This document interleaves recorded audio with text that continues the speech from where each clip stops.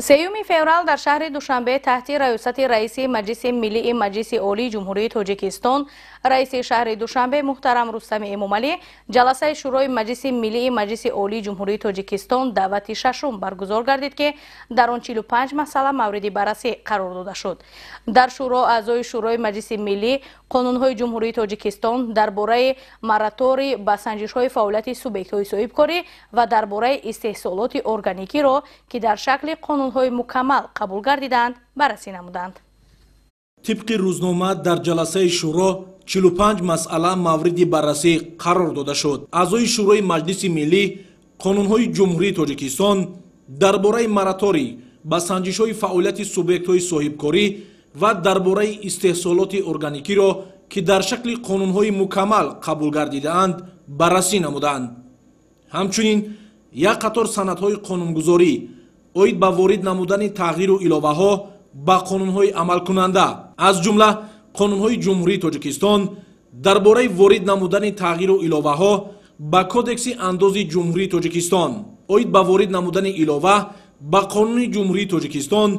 درباره یاری حقوقی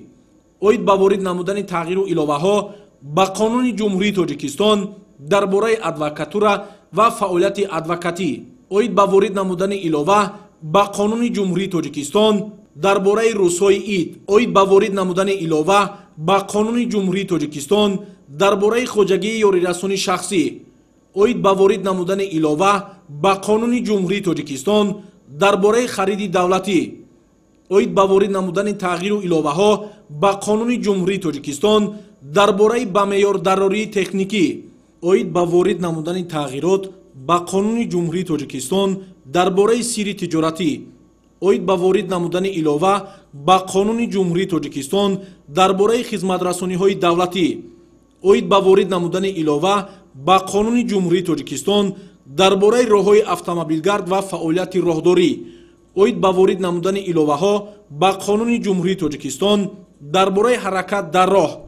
و اوید به وارد نمودن تغییرات به قانون جمهوری تاجیکستان درباره گروخانه مورد محاکمه اعضای شورای مجلس ملی قرار گرفتند. در ادامه یک قطار پیشنهادهای پرزیدنت جمهوری تاجیکستان درباره از وظیفه بازخوان نمودن و انتخاب رئیسان، معاونان رئیس و سودیه‌های سود عالی و سود عالی اقتصادی جمهوری تاجیکستان قرارهای دخلدار شورای مجلس ملی قبول گردیده با ترتیب مقرر گردیده برای بررسی به اجلاسی 21 مجلس ملی پیشنهاد کرده شد. اعضای شورای مجلس ملی همچنین پیشنهادهای پرزیدنت جمهوری تاجیکستان را درباره دادن رضایت برای آزاد و تعیین نمودن پروکورور گنرالی جمهوری تاجیکستان و معاونان او بررسی و در آن خصوص قرارهای دخلدار قبول کردند.